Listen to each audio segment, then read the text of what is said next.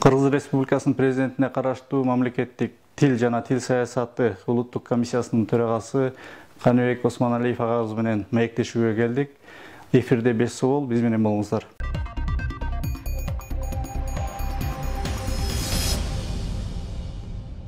Каныбек Осмоналиевич, алгач жаңы дайындалган ордуңуз менен куттуктай кетелик. Ушул орунга сизди дайындоодо президент кандай милдеттемелерди мойнуңузга такты, кандай миссияны аткарууну көздөп келдиңиз?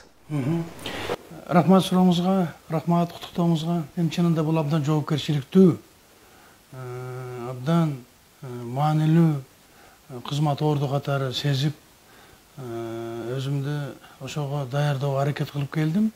Чынын айтсам, бул дайындоо мен үчүн абдан күтүүсүз болду. Президент Садыр Нуркожоевич Жапаровдун өзүнүн демилгеси болду бул. Чакырып, ошо аңгемелешип, маектешип отуруп, анан кийин ошол орунду сунуш кылды. Бул жерде бир мындай белгилеп кое турган бир өзгөчөлүк бар. Сиз башында айтпадыңызбы, белгилүү окумуштуулар, филологдор, тарыхчылар деп. Өзү мен кийин карадым да, көрсө башында ошол Аскар Акаевдин учурунда эми 30 жыл болду да. Мыйзам кабыл алынгандан бери ошо комиссия иштеп. Ошондо мамлекеттик катчылар башкарып келген экен тил комиссиясын. Ошо Ишенбай Абдыразаков, Накен Касеев, Осмонакан Ибраимов, Адахан Мадумаров, Досбол Нурулу. Анан кийин ошондо дагы бир чоң өзгөрүү болуп, мамлекет катчы деген орун жоюлуп туруп, анан кийин баягы жөн эле катчы деп болгон экен ошо 2009-жылы. Анан ошондон кийин тил комиссиясы өзүнчө баягындай бир агенттик же болбосо ошондой комиссия менен түздөн түз президентке баш ийген институт болуп келген экен да. Алдыга коюлган чоң милдеттер болгон экен. Алардын баардыгы ошол колдон келишинче аткарылып жаткан экен, келген экен. Эми азыр өзүңүздөр билесиздер да, азыр баардык биздин жашоо турмушубуз баары санар ариптештирүү эмесине өттү. Президент биринчи ошол маселени койду да биздин астыбызга. Биринчиден сан ариптештирүү маселесинде бул бир эле жөн эле сөз менен айткан менен бул абдан ушундай бир татаал технология биринчиден. Экинчиден буну ошол замандын кадамына анан кийин талабына жараша уюштуруу маселеси тургандыгын баса белгиледи да президент. Ал эмне керек болсо жасалма интеллекттин элементтерин колдонуп, мисалы үчүн биздин тилибиздин коммуникациялык дарамети башка тилдер ээ болгон технологияга ээ кылдырышыбыз керек да. Вот. Ошолорду уюштуруу маселесинде анан кийин мен эсине түшкөн окшойм, ошо бул киши ошол физик, электронщик, баягы катуу заттар физикасы, анан негизинен биз баягы коммуникативдик маселелер боюнча дагы алектенип жүргөн болчубуз убагында. Вот ошолорду эске алып, биринчи кезекте ошол мыйзамды, мамлекеттик тил жөнүндө мыйзамды жаңыдан жазуу, жаңы редакциясын сунуш кылуу. Эгер десиңиздерде болсо, 2 жыл мурун кабыл эметилген, иштелип чыгылган жаңы конституциябыз мына 1 жылдан ашты. Анда 13-беренеде мамлекеттик тил кыргыз тили болот. Анан ошол мамлекеттик тилдин статусу конституциялык мыйзам менен тескелет деген жобо бар да. Анан расмий тил өзүнчө пункт болуп кеткен. Анан башка этностордун тилдеринин сакталышы, корголушу, өнүктүрүлүшү да кепилденет деген жоболор бар да. Вот ошону президент абдан баса белгиледи. Бул жерде тилдердин конфликти болбош керек. Анан албетте биздин биринчи кезекте мамлекеттик тилибиздин өсүп өнүшү, бүгүнкү замандын чакыртына туура келе турган абалга чыгаруу маселеси. Вот ошондой мындай катуу эле баягындай талаптар коюлду биздин астыбызга. Сизге чейинки төрага Сыртбай Мусаев агабыз менен да маектешкен жайым бар эле ушул күз айларында. Анан ал киши дагы ушул сиз айтып аткан сөздүн баарын эле айтты эле. Мага ушундай милдеттерим бар, моуну кылам, кыргыз тилге чоң көңүл бурдурам, мамлекеттик иш кагаздардын баарын тең кыргыз тилине өткөрөбүз дегендей бир чоң амбициялуу ойлорун айтты эле да. Анан ушул сөздү сиз да кайталап атасыз. Анан айырмачылыгы эмнеде болду экен? Сиз кантип ишке ашыруу жолун билесизби? Жакшы суроо болду. Ооба, академик Сыртбай Жолдошевич Мусаев абдан көп иштерди жасаптыр. Ал эми өзү чын эле эл аралык деңгээлдеги окумуштуу, болгондо да тилчи, өзү кыргыз тили боюнча чоң адис. Биринчи кезекте эле уюштуруу иштерин абдан жакшы жолго коюшуптур. Көбү байкабай калды. Ошол былтыр 2021 жылы 28 июлда президенттин атайын жарлыгы менен ошол тил комиссиясы, мурун мамлекеттик тил комиссиясы деп аталчу экен, ага жаңы статус берилиптир. Мына сиз өзүңүз атап атпайсызбы, Кыргыз Республикасынын президентинин алдындагы мамлекеттик тил жана тил саясаты улуттук комиссиясы деп кайра түзүлүптүр.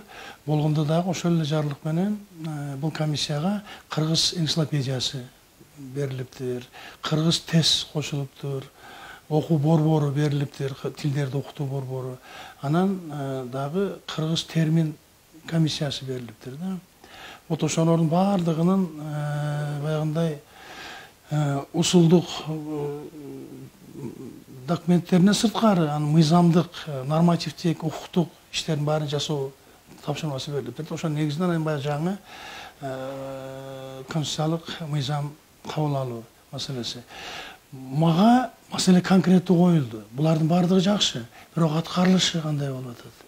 Кептин баары ошондо болуп атат. Себеби улуттук комиссия жети баштуу жалмабыз болсо дагы ал өзүнүн колунан чында келбейт бул иш. Анткени бул көп кырдуу тил деген биздин жашообуздун баардык тармактарында колдонулат. Айрыкча аткаруу бийлигинин субъекттери, министрликтер, ведомстволор, айыл өкмөттөрүнөн баштап жогорку кеңешке чейинки. Анан президент мага айтып атпайбы? Мына карасаңыз дейт. Кыргызча текст менен орусча тексттин бири-бирине болгон иденттүүлүгү, бири-бирине болгон шайкештиги. Жөн эле баягындай бир капсынан жыйылган сөздөрдүн эле бир курамы болуп калган.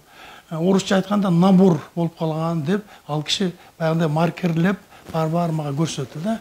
Бул эмнени билдирет? Бул президенттин абдан катуу киришип атканын билдирет да. Анан экинчи жагы тилдин өзүнүн, кыргыз тилинин өзүнүн ушундай бир салабаттуу жолго түшүүсүнө жабатырмага киришүү маселеси. Биринчи мектеп. Бала бакчадан баштап мектеп, университеттер, кесиптик окуу жайлар, илимдер академиясынын институттары, баардык мамлекеттик дагы, мамлекеттик эмес мекемелердин баардыгын өзүнө камтыган ушундай бир практикалык ишти жасаңызчы. Бул жерде менеджерлик, башкаруучулук эмени көрсөтүш керек болуп атат.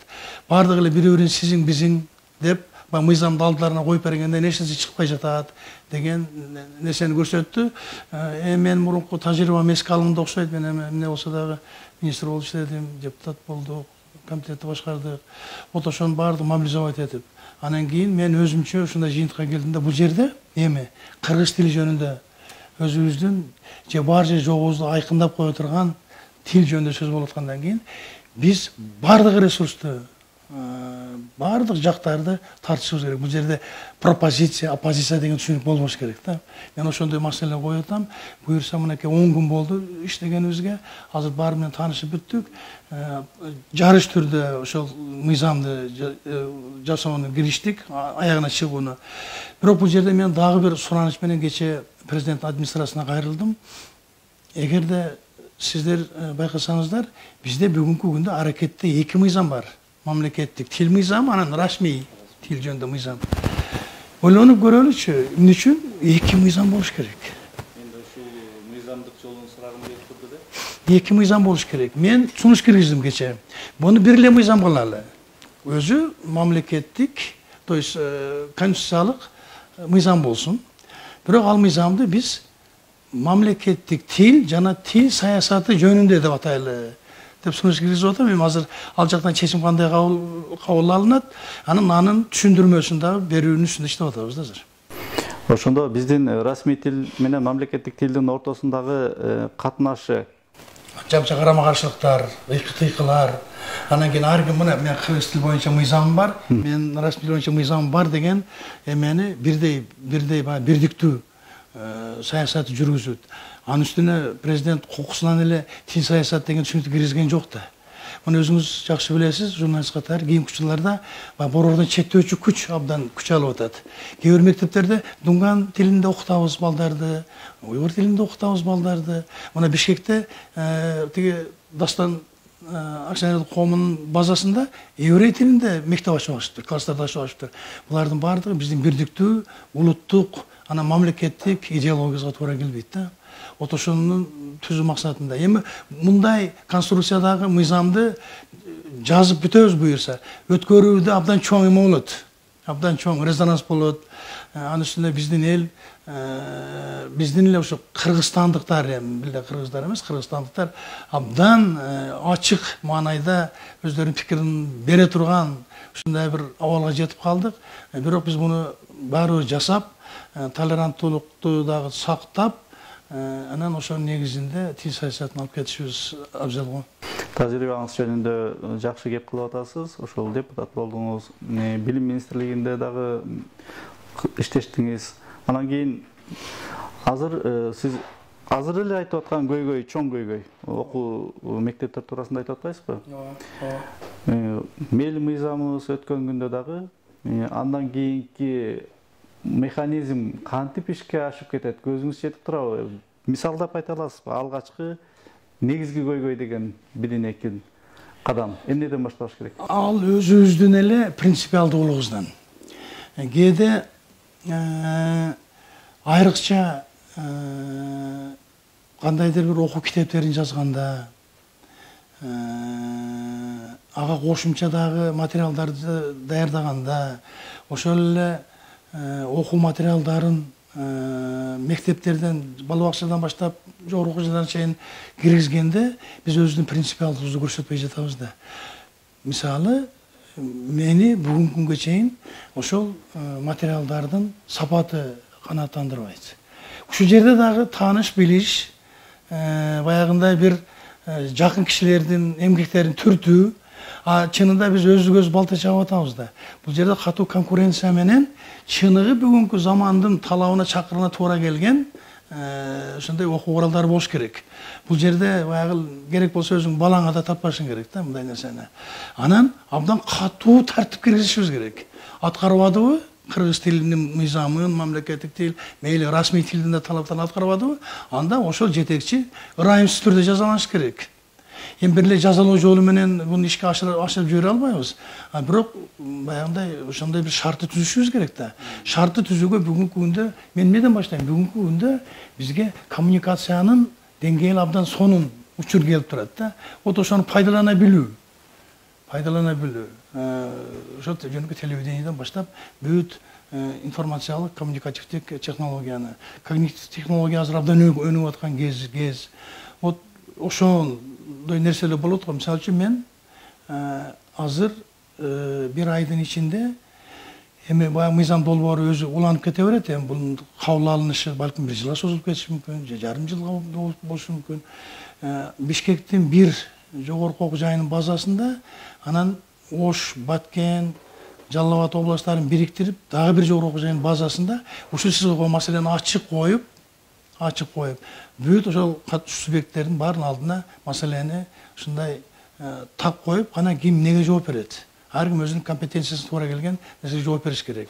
Анын иш кагаздары боюнча аябы жок бири-бирибизде. Ал кыргыз тилинде болдубу? Жасалдыбы? Инструкциялык баягындай нускалоочу эмелер, иш кагаздар. Вот ошолордун биринчи сапатын талдап алып туруп, анан аткарылышына өтүшүбүз керек. Биз кээде кенебестик кылабыз, Азамат. Кенебестик кылабыз, берип коебуз, болду. 1 ай колдонот, 2 ай колдонот, анан кайта эле орус тилине өтүп кеткен ушулар болуп атпайбы? Ошону перманенттик түрдө ишке ашыруу маселеси турат да. Оор эми, бирок аткарабыз. Демек, улуттук тил комиссиясынын өзөктүк функциясы түп тамырынан өзгөрөт дегендикке жатат экен да. Ооба, түп тамырынан бери өзгөрөт. Баягындай жөн эле нускалоочу же болбосо мындай бир сунуш берүүчү функциядан кошо аралашып аткаруучу функцияга өтүшүбүз керек биз өзүбүз. Антписек болбойт. Мугалимдердин айлыгынын көтөрүлүшү дагы биздин комиссия үчүн чоң бир ушундай бир плюс болуп атат. Демек бизде аларда ушундай бир мотив пайда болду деме. Вот ошону дагы пайдаланып, ушу кыргыз тилинин сапатын көтөрүү маселеси.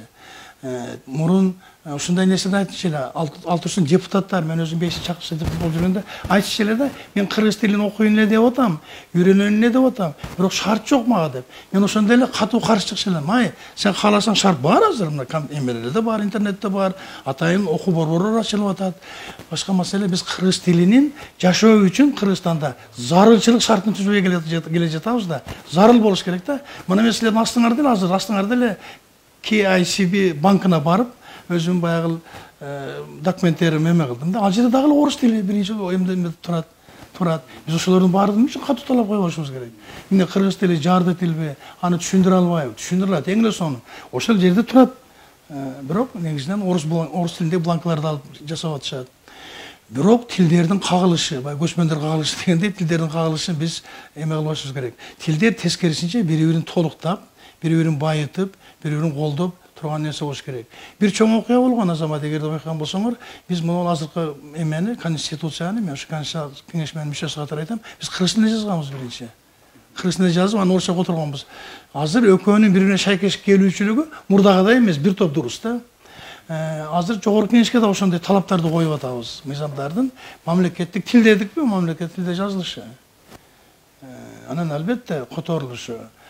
Азыр эми баягындай Google'дун жардамы менен которгон варианттар болуп атат. Ошо Google'дун ошо эмесин кыргыз тилинин табиятына, же болбосо табитине туура келгендей шарт түзүп алып бердикпи? Жок. Ал бербей, тескерисинче бир адамдын гыжырын кайнаткан, күлкүсүн келтирген котормолор болуп калып атпайбы? Мына кече эле жогорку кеңеште бир министрликтин мыйзам долбоору жөнүндө абдан катуу сөз болду. Вот булардын баардыгын биз жөн эле мындай кайдыгер карап салкын көз менен мамиле кылбастан, мисалы үчүн мен комиссиянын төрагасы катары керт баш менен жооп беришим керек да бул нерсеге. Демек ошондой эмени талапты мен өзүм кызматкерлеримде коюшум керек. Ошондой эле талапты ар бир министрге, айыл өкмөтүнө, акимдерге, губернаторлорго, баардык байыл аткаруу бийлигинин өкүлдөрүнө, сот бийлигине, анан албетте жогорку кеңешке. Бүт иш кагаздарын бирине болгон шайкештиги, унификация болушу, баягы нускалоочу кагаздардын. Вот ошолордун баардыгы эми бул эбегейси чоң иш. Бирок ошону иштете билүү, уюштура билүү, ушу колубуздан келсе, аракетти кылсак, анда элдин алдында бетөлө жүзү жарык болот эле да. Улуттук тил комиссиясына буга чейин иш аткаруу үчүн өкмөттөн жетишерлик эле айтарлык эле каражат бөлүнүп келатат деп айтылып келген эле да. Анан деги эле бул каражаты кандай экен? Сиз айтып аткан ойлорду таң калдым. Ооба, бул абдан чоң каражат кетет биринчиден. Мен абдан таң калдым. Бул жерде 21 штаттык бирдик бар экен. 21. Анда азыр кыскартып 18ге түшүрүшүптүр. Бирок мен ага деле анча мындай көп капа болгон жокмун. Эгерде биз ушул 18 эле бирдикти иштете билсек, мүмкүн болушунча эффектин көтөрө билсек, менимче көп маселени чечсек болот. Каражат жөнүндө 14 миллион сом экен болгон биздин эме бир жылдык. Анда аткарылышы 11 миллион сом болуптур. Анан дагы кыскартуу жолуна түшүп атат. Анан 300 миллион сомго жакын акча атайын китептерди чыгарууга бөлүнгөн экен 2019 жылдан баштап. Бирок ошол мындай бир эми бул мен азыркы бүгүнкү 10 күн иштегендеги эле көз карашым, балким мындай эместир. Бирок биринчи көз караш ушундай болуп атат. Эмнегедир баягы энциклопедиялык маанайдагы, анан кийин мурдагы акын жазуучуларыбыздын чыгармаларынын топтомдоруна өтө көп акчалар кеткен да. Баягы оперативдик аракеттерге акча абдан аз кетти. Мисалы үчүн биз баягы анимациялык кыргыз тилинде мультфильмдер тартсак болбойт эле. Эми үчүн КТРК менен, ЛТР менен толук байланышта болуп, силердин каналдар менен байланышта болуп төлөп берип, эмгек акысын, журналисттерди стимулировать этип, жана башка ушундай нерселерди жасап, анан жасасак болбойт эле. Мен эми эч кандай дооматым жок. Бирок чынында азыр каражатты дагы такыр башка тартипте колдоно турган заман келди да, аны ошол бүгүнкү күнү чакырыгы бизди алып жатат. Сиз айтып аткан маселелерди коомчулук тарабынан сунуштап эле келгенин байкап жүрөбүз, билип жүрөбүз. Анын ичинде өзүм деле бармын. Бирок эмнегедир ал сунуштар ишке ашып, мындай киришип кеткен жок. Сиз жакында эле ушул келериңиз менен соцсетте мага жардам бергиле, кимден кандай сунуш бар деген кайрылуу жазап жибердиңиз. Муну кандай түшүнсөк болот? Сиз коом менен аралаш алып биргеликте алып жүрөлү дегениңиз. Ооба, биринчиден ошол. Мен ошол кайрылуу жасаганыма бир 5 күн болду. 5 күн болду. Мен ойлогом, мен азыр ошол кайрылуулардын астында көмүлүп калам депчи. Жок. Биринчиден такыр эле ошол менин кайрылуума туура келбеген баягындай комментарийлер кетти.